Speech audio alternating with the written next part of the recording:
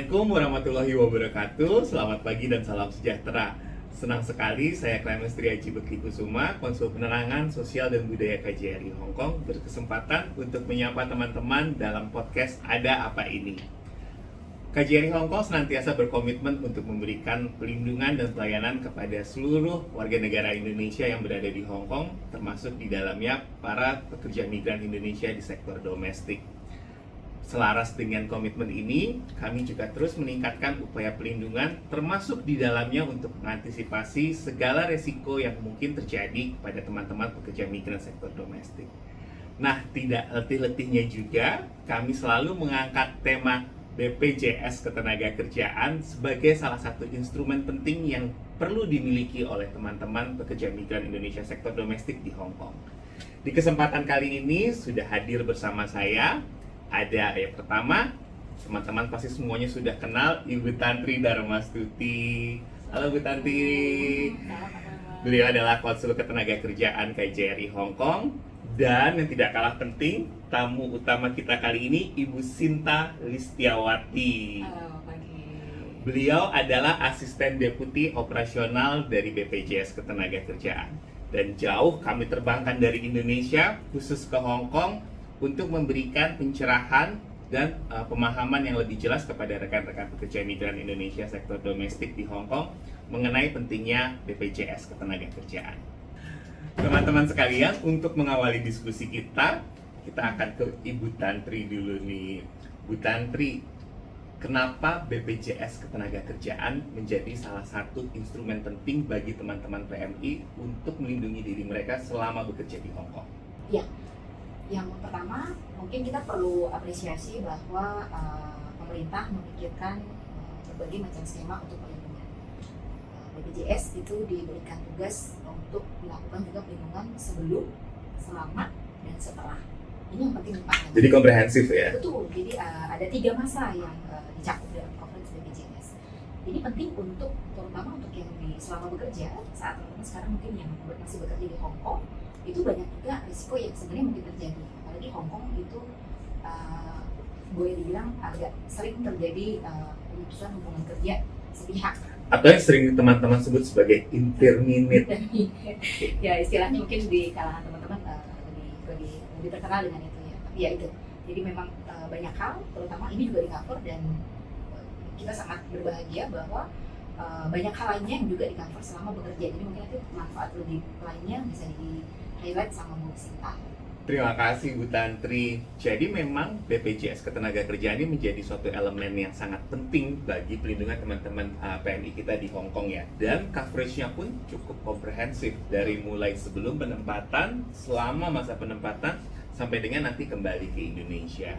Nah Bu Sinta, tadi kan kita sudah dengar dari Bu Tantri bagaimana BPJS Ketenagakerjaan menjadi salah satu elemen yang sangat penting.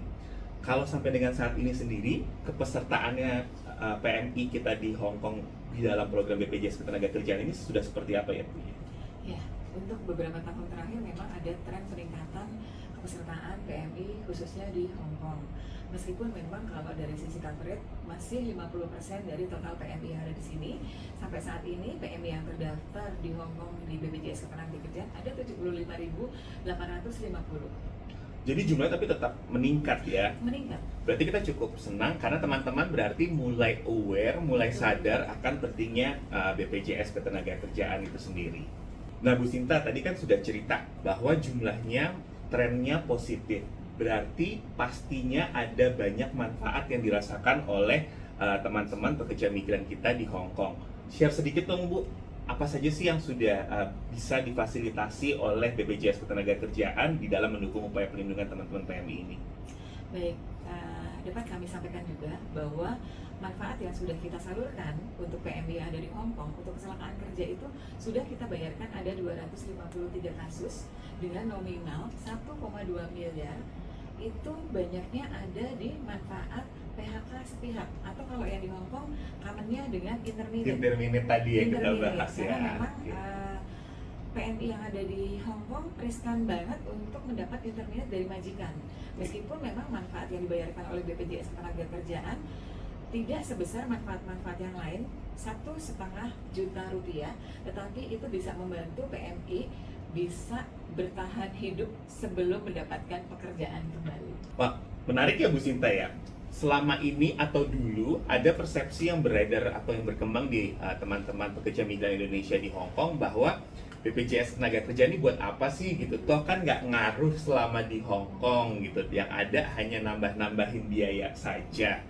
Berarti sebenarnya perspektif ini tidak benar ya Bu Sinta ya, karena BPJS Ketenagakerjaan itu sendiri coveragenya juga bisa menjangkau teman-teman yang berada di Hong Kong ya. Boleh dieksplor lebih lanjut nggak sih Bu, apa saja keuntungan atau manfaat yang bisa diperoleh teman-teman PMI di Hong Kong dengan kepesertaan BPJS ini? Ya, baik Mas Clemens. Jadi kalau tadi yang saya jelaskan adalah manfaat yang sudah kita bayarkan, itu memang tertinggi kalau di sini adalah intermediate atau PHK sepihak bukan akibat kecelakaan kerja. Yang menariknya lagi kalau di sini manfaat kedua terbesar yang kita bayarkan itu adalah untuk pemulangan PMI. Jadi once PMI itu dia mendapatkan PHK dan mereka akan kembali ke Indonesia, mereka mendapatkan penggantian biaya pemulangan dari BPJS Ketenagakerjaan dengan penggantian sekelas tiket ekonomi maksimal 15 juta. Kemudian ada beberapa manfaat yang lainnya seperti gagal ditempatkan. Gagal ditempatkan itu contohnya adalah ada PMI yang sudah sampai ke Hong Kong, kemudian diwajibkan untuk melakukan medical check up kembali, meskipun pada saat di Indonesia mereka sudah melakukan medical check up dan dinyatakan fit to work, tetapi di sini ada kewajiban untuk melakukan pemeriksaan kesehatan kembali. Dan ada satu kasus bahwa yang bersangkutan tidak fit, dinyatakan tidak fit oleh entitas pemeriksa kesehatan di Hong Kong, itu mendapatkan manfaat gagal ditempatkan sebesar 25 juta rupiah dari BPJS Ketenagakerjaan, plus untuk pemulangan kembali ke Indonesia sebesar maksimal 15 juta untuk kelas tiket ekonomi. Nah teman-teman sekalian, tadi sudah kita bahas bersama betapa besarnya manfaat kepesertaan BPJS Ketenagakerjaan. Karena meskipun teman-teman di sini tentunya kan masih ada yang berpikir nih, kan kita di Hong Kong sudah dilindungi sama asuransi yang misalnya didaftarkan oleh majikannya masing-masing, atau mekanisme proteksi lainnya yang disediakan oleh para majikannya. Tapi ternyata teman-teman sekalian, ada beberapa kesempatan-kesempatan yang mungkin tidak bisa di-cover oleh asuransi lokal atau asuransi setempat di Hong Kong maupun proteksi yang diberikan oleh majikannya masing-masing. Seperti contohnya cuti ya Bu ya, pada saat cuti ya Bu Sinta ya. Ya, jadi kalau kita kan memberikan perlindungan untuk kecelakaan kerja itu begitu PMI sudah ada di negara penempatan. Kalau di Hong Kong, saya sering dengar cerita kalau PMI itu kan sering diajak jalan-jalan atau mendapatkan hak untuk melakukan cuti, baik di Hong Kong maupun di luar Hong Kong. Apabila terjadi resiko kecelakaan kerja, itu masih masuk coverage atau perlindungan dari BPJS Ketenagakerjaan. Nah, ini berarti juga berlaku misalnya kalau sedang ke Macau gitu ya Bu Sinta ya, atau ke lokasi-lokasi lain di luar Hong Kong. Jadi teman-teman masih di dalam coverage BPJS Ketenagakerjaan. Ini saya kira suatu hal yang nilai tambah ya dari kepesertaan BPJS Ketenagakerjaan yang tidak dimiliki oleh mungkin asuransi setempat di Hong Kong ataupun proteksi yang diberikan oleh majikannya masing-masing. Sama ada satu lagi mungkin ya Mas Clement ya. Jadi kalau coverage asuransi lokal ini kan dalam konteks selama bekerja. Begitu kontrak kerjanya berakhir, pada saat itu juga masa perlindungannya berakhir juga. Sementara kalau di BPJS Ketenagakerjaan, perlindungan selama bekerja itu kan ada tambahan 1 bulan untuk masa persiapan kembali ke Indonesia. Nah ini suatu poin yang penting juga gitu ya, karena memang di Hong Kong, khususnya para praktek di Hong Kong, tidak semua teman-teman PMI ketika kontraknya selesai langsung pulang ke Indonesia, karena hal tersebut juga masih dimungkinkan dengan adanya ketentuan masih bisa tinggal di Hong Kong 14 hari setelah kontrak selesai. Nah kadang-kadang masih ada beberapa teman-teman PMI yang mungkin setelah kontraknya selesai dia masih tinggal di Hong Kong beberapa hari untuk persiapan kepulangan ataupun untuk kepentingan-kepentingan yang lainnya. Dan periode ini nih yang kadang-kadang tidak banyak yang tidak di-cover ya oleh asuransi setempat, tetapi teman-teman tidak perlu khawatir, resiko yang mungkin terjadi selama masa kontrak itu selesai sampai dengan 1 bulan ya Bu ya, 1 bulan setelah kontrak selesai itu bisa di-cover melalui BPJS Ketenagakerjaan. Bahkan saking mudahnya di kita, pada saat PMI kembali ke Indonesia kemudian membawa barang bawaan dan ada kerugian dari pihak lain yaitu bagasinya hilang, itu bisa diajukan ke BPJS Ketenagakerjaan untuk mendapatkan manfaat maksimal 10 juta. Oke. Tentunya harus melapor kepada instansi yang berwenang yang ada di bandara dulu ya. Baru nanti diajukan ke BPJS Ketenagakerjaan. Ini juga informasi yang penting ya, karena kadang-kadang teman-teman tidak semuanya punya kesempatan misalnya pulang dengan menggunakan direct flight ya, atau penerbangan yang langsung dari Hong Kong ke Jakarta, tapi harus transit di tempat-tempat atau di wilayah-wilayah tertentu. Dan kadang-kadang ada aja nih barangnya ketlingsut, barangnya rusak dan lain sebagainya di saat perpindahan. Nah, ini suatu resiko juga yang bisa ditanggung oleh BPJS Ketenagakerjaan. Nah, ini juga jadi suatu nilai tambah tersendiri bagi teman-teman untuk menjadi peserta BPJS Ketenagakerjaan.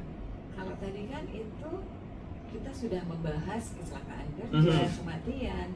Bagi PMI yang mengalami kecelakaan kerja di Hong Kong, kemudian dipulangkan kembali ke Indonesia dan masih membutuhkan perawatan di Indonesia, itu juga bisa di-cover oleh BPJS Ketenagakerjaan dengan menggunakan layanan perawatan dan pengobatan di Pusat Layanan Kesehatan Kecelakaan Kerja BPJS Ketenagakerjaan sampai dengan sembuh tanpa ada batasan biaya. Ini juga suatu informasi yang sangat baik yang teman-teman juga harus pahami bersama, karena ya Bu Tantri, di Hong Kong sendiri kita juga banyak menemukan kasus-kasus kan ya, di mana teman-teman mengalami sakit yang kemudian harus pulang ke Indonesia, dan kemudian ketika sampai di Indonesia mengalami kesulitan karena tidak bisa mendapatkan perawatan lanjutan. Nah, ini yang juga di-cover oleh BPJS Ketenagakerjaan ya Bu ya? Kalau dari kami konteksnya untuk sakit yang karena kecelakaan kerja. Nah, teman-teman, tadi kita sudah dengarkan dari Bu Sinta.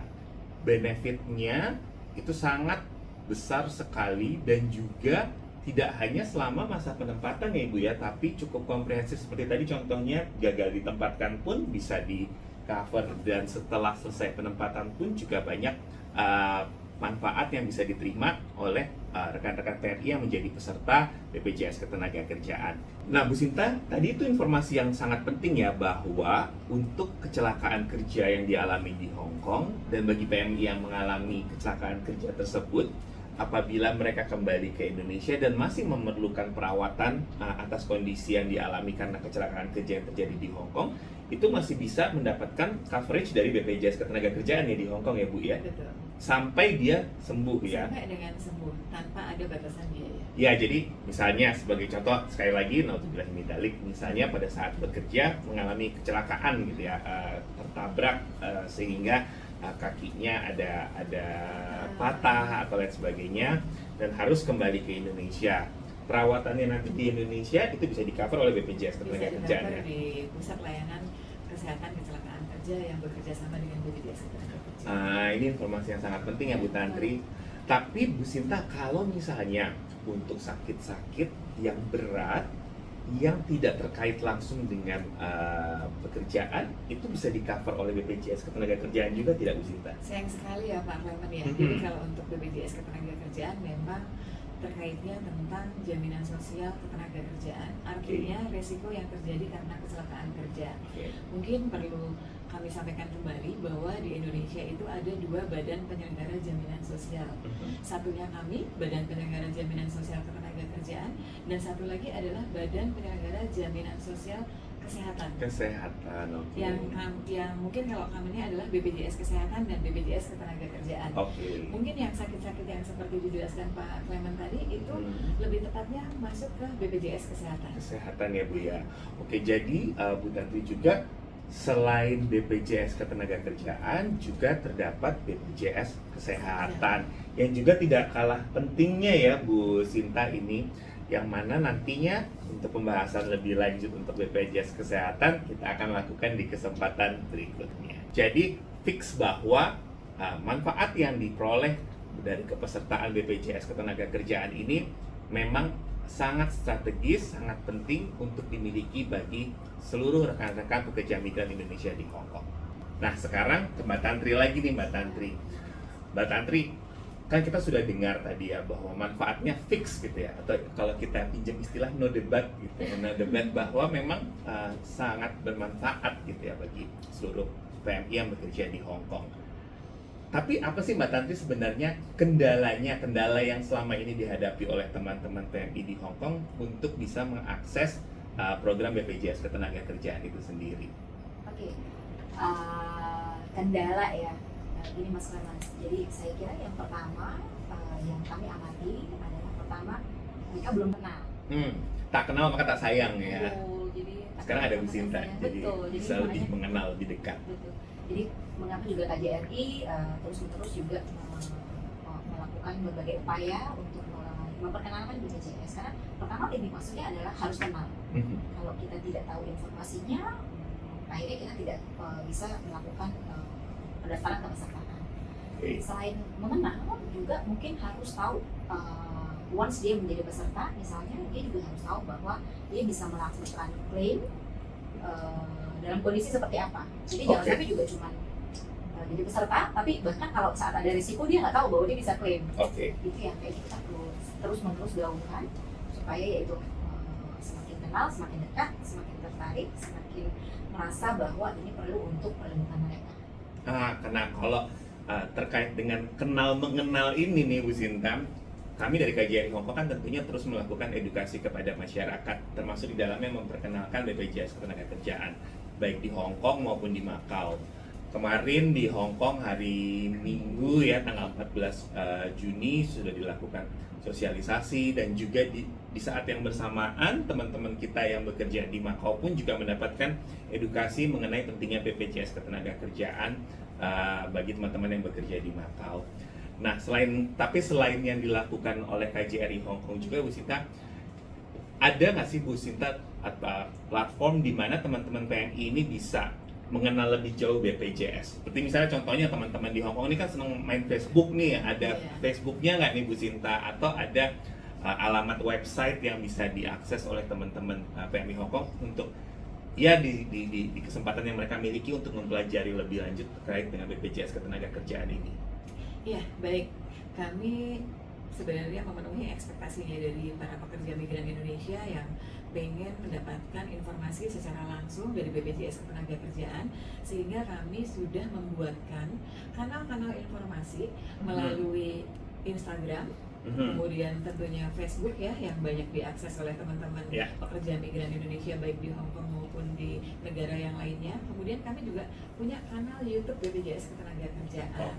Jadi nanti silakan untuk diakses di BPJS Ketenagakerjaan.pmi untuk di Instagram. Kemudian kalau untuk di Facebooknya adalah BPJS Ketenagakerjaan PMI, dan untuk yang di kanal YouTube-nya ada BPJS Ketenagakerjaan. Nah, jadi teman-teman sekalian silahkan ya, ayo ramai-ramai untuk mengakses nih saluran-saluran media sosial yang dimiliki oleh BPJS Ketenagakerjaan, bisa disimak di layar, baik di Instagram, di Facebook, dan juga di YouTube. Facebooknya silahkan untuk di browse atau untuk dicari alamat BPJS Ketenagakerjaan atau web BPJS Ketenagakerjaan. Jadi yang di follow jangan cuma lambe turah ya atau saluran-saluran gosip, tapi juga bisa sambil kalau punya waktu luang melihat laman dari BPJS Ketenagakerjaan. Nah, Bu Tantri, tadi kan salah satunya Bu Tantri sebutkan bahwa jangan sampai teman-teman yang sudah punya BPJS Ketenagakerjaan sendiri tidak memahami bagaimana caranya mengakses berbagai manfaat yang dimiliki oleh BPJS Ketenagakerjaan. Sejauh yang Bu Tantri lihat, kesulitannya itu ada di mana sih Bu Tantri? Untuk misalnya contohnya, untuk klaim sendiri, apa sih yang bisa dibantu atau apa yang bisa dilakukan oleh KJRI Hong Kong untuk memfasilitasi teman-teman PMI kita yang memang memiliki keanggotaan di BPJS Ketenagakerjaan? Baik, Mas Clement. Jadi intinya karena KJRI mandatnya adalah untuk perlindungan di selama penempatan. Salah satu dokumen persyaratan yang saat ini ada di dalam peraturan untuk melakukan klaim adalah surat keterangan dari KJRI. Oke. Jadi saya menghimbau untuk teman-teman yang saat ini sudah peserta, kalau misalnya ada pertama ketidaktahuan, kedua tidak tahu caranya seperti apa, silakan hubungi KJRI Hong Kong, karena pada akhirnya juga nanti kami harus membuatkan surat keterangan. Untuk persyaratan-persyaratan yang akan digunakan untuk klaim, sebisa mungkin juga kami akan bantu. Misalnya saat ini pekerja migran belum punya dokumen tertentu, kami juga melalui KJRI bisa bantu untuk pemenuhannya, baik melalui agen atau bisa dikontak kepada majikan. Jadi teman-teman jangan khawatir sepanjang sudah menjadi peserta merasa apakah bingung ini bisa diklaim atau enggak ya, bisa tanya ke kami. Nanti kami juga bisa sambil memberikan informasi. Kalau sekiranya nanti bisa diklaim, kami akan langsung untuk membuatkan surat keterangannya. Jadi itu bisa digunakan oleh teman-teman untuk melakukan klaim. Nah ini teman-teman sekalian, jadi tidak perlu khawatir ya, jangan takut bahwa ini ribet Pak, Bu, proses klaimnya atau pusing ini ngurusnya bagaimana, atau saya nggak ngerti Bu apakah ini termasuk resiko yang bisa di cover juga oleh BPJS Ketenagakerjaan. Silahkan teman-teman bisa bertanya ke KJRI Hong Kong melalui saluran-saluran komunikasi yang tersedia, bisa lewat hotline KJRI Hong Kong, dan bisa juga kalau teman-teman pas berkesempatan datang langsung ke KJRI Hong Kong ya, di ruang pengaduan ya, di lantai dasar. Dan juga jangan khawatir teman-teman, karena lokasi BPJS Ketenagakerjaan di Hong Kong sendiri berdekatan ya dengan KJRI Hong Kong. Bu Sinta boleh share nggak kalau di KJRI di Hong Kong, kantor BPJS Ketenagakerjaan itu alamatnya di mana? Jadi kebetulan BPJS Ketenagakerjaan sudah mempunyai kantor layanan di Hong Kong. Tepatnya ada di Progress Commercial Building di lantai 20 di unit 2006 nomor 9 Irving Street, Causeway Bay, Hong Kong. Jadi posisinya kalau di bawah itu ada restoran Indonesia ya.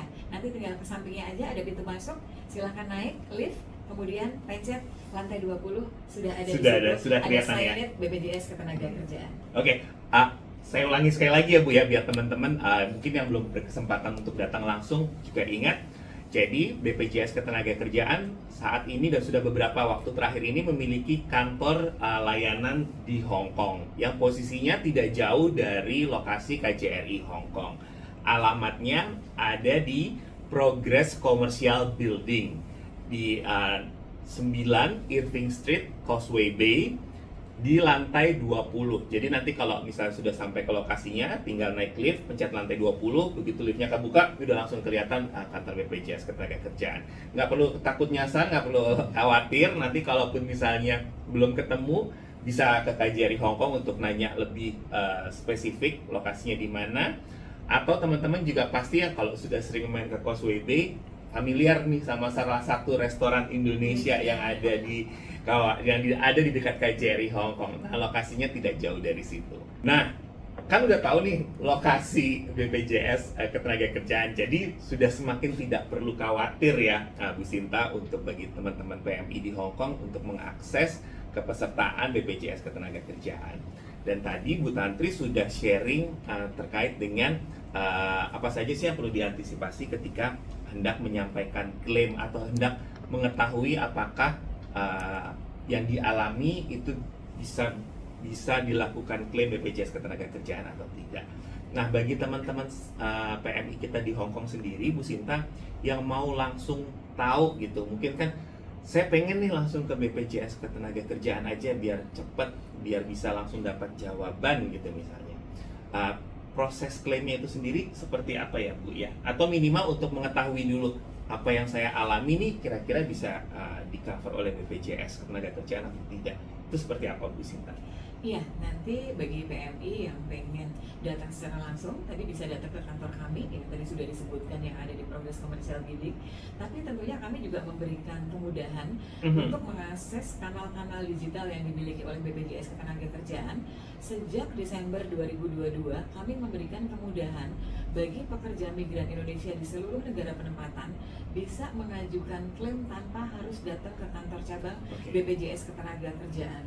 Cukup mengakses portal iklanpmi.bpjsketenagakerjaan.go.id. Nanti di situ sudah dijelaskan beberapa informasi atas risiko yang dialami oleh pekerja itu masuk dalam kategori risiko apa dan akan mendapatkan manfaat apa. Akan ada panduannya, sangat mudah untuk mengajukan klaim secara mandiri tanpa harus pulang kembali ke Indonesia.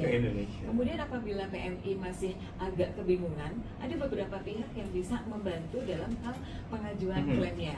Bisa nanti dari PMI-nya sendiri, ahli warisnya, BP2MI, perwakilan RI, KDEI, maupun P3MI-nya, bahkan Dirjen Bina Penta Kemenaker maupun Disnaker Provinsi, Kabupaten Kota juga bisa membantu untuk pengajuan klaim PMI atau CPNI yang bersangkutan. Nah, kembali nih, berarti semakin fix gitu ya, bahwa teman-teman tidak perlu khawatir sekiranya teman-teman menghadapi kondisi atau mendapati situasi di mana teman-teman ragu nih atau bingung, kira-kira ini bisa masuk nggak ya, atau kami bisa melakukan klaim BPJS Ketenagakerjaan atau tidak atas kondisi yang dialami. Teman-teman yang di Hong Kong khususnya, satu, bisa langsung datang juga ke kantor BPJS Ketenagakerjaan, kantor layanan BPJS Ketenagakerjaan di Hong Kong yang tadi sudah disebutkan lokasinya. Silakan saja datang selama hari dan jam kerja ya Bu ya. Datang dan bisa langsung berkonsultasi dengan staf yang memang bertugas di kantor BPJS Ketenagakerjaan di Causeway Bay. Tetapi mungkin kalau untuk teman-teman yang lokasinya jauh nih, kayak di Yuen Long, Satin, Tai Po, atau tempat-tempat yang jauh lainnya dari Hong Kong Island, teman-teman juga nggak perlu khawatir. Teman-teman bisa akses di portal BPJS Ketenagakerjaan, bisa dipelajari di situ karena step by step-nya jelas ya Bu ya. Selama dibaca pelan-pelan, jadi jangan kayak baca gosip, tapi memang baca materi, dibaca, dipahami, nanti bisa dilakukan klaim secara mandiri ya Bu ya, dan secara online. Yang mana juga tentunya prosesnya bisa lebih cepat ya Bu ya. Iya. Nah itu yang teman-teman semua harus pahami bersama. Nah bahkan Mas Clement, kalau tidak sempat untuk datang ke kantor kami, juga bisa mengakses melalui kontak center kami 175, melalui jam sostek mobile. Di situ akan ada fitur clicks to call yang tidak dikenakan biaya pulsa selama memang terhubung dengan jaringan internet, maupun juga bisa melakukan permintaan informasi maupun pengaduan ke kanal WhatsApp kami di nomor 0813 8007 0175 atau email BPJS Ketenagakerjaan care@bpjsketenagakerjaan.go.id. Nah yang paling gampang nih biasanya WhatsApp nih. WhatsApp boleh diulang sekali ya, sama nomornya ada di layar ya teman-teman sekalian, boleh disimak ya. Ya, WhatsApp kami ada di nomor 0813 8007 0175. Oke, atau kalau teman-teman berada di Hong Kong, depannya bisa diganti jadi +62 ya. Iya. +62 813 8007 0175. Nanti teman-teman bisa WhatsApp di situ, baik untuk mengeksplor ya kondisi yang dialami maupun langkah-langkah untuk mengajukan klaim BPJS Ketenagakerjaan. Untuk yang kanal WhatsApp kami itu 24 jam khusus untuk melayani pekerja migran Indonesia, dan itu dilayani oleh agen-agen kami, bukan dilayani oleh chatbot. Oke, luar biasa. Ini suatu komitmen yang sangat bagus juga. Jadi semakin yakin untuk teman-teman mendaftar ya. Bagi yang belum mendaftar untuk masuk ke dalam program di BPJS Ketenagakerjaan. Bu Zinta, Mbak Tantri, kita tadi sudah bahas manfaatnya, sudah bahas cara klaimnya. Nah sekarang yang nggak kalah penting nih, teman-teman juga pasti bertanya-tanya, berapa harganya atau berapa iuran yang harus dibayarkan oleh teman-teman pekerja migran untuk masuk dalam kepesertaan BPJS Ketenagakerjaan. Berapa nih Bu Sinta? Iya, untuk iuran BPJS Ketenagakerjaan itu sangat-sangat murah ya. Kalau untuk periode kontrak 24 bulan itu hanya sebesar Rp332.500. Rupiah ya? Rupiah. Oke, berarti kalau Hong Kong dolar sekitar berapa tuh Bu Tantri? Waduh, 150 Hong Kong dolar ya? 150 Hong Kong dolar untuk 2 tahun ya. Untuk 2 tahun loh teman-teman, harus diingat bersama ya. 150 Hong Kong dolar untuk 2 tahun atau untuk periode kontrak kerja. Yang mana kalau dibagi sebulannya berapa tuh Bu Tantri? 13.500. 13.500 rupiah, yang mana itu sekitar 6,5 Hong Kong dolar. Sama seperti harga satu gorengan teman-teman, bahkan lebih murah, lebih mahal gorengan daripada kepesertaan BPJS. Jadi saya kira semakin tidak ada alasan lagi bagi teman-teman untuk berkesempatan menambahkan proteksi atau pelindungan terhadap diri teman-teman sekalian dan juga keluarga di Indonesia ya, melalui kepesertaan dalam BPJS Ketenagakerjaan.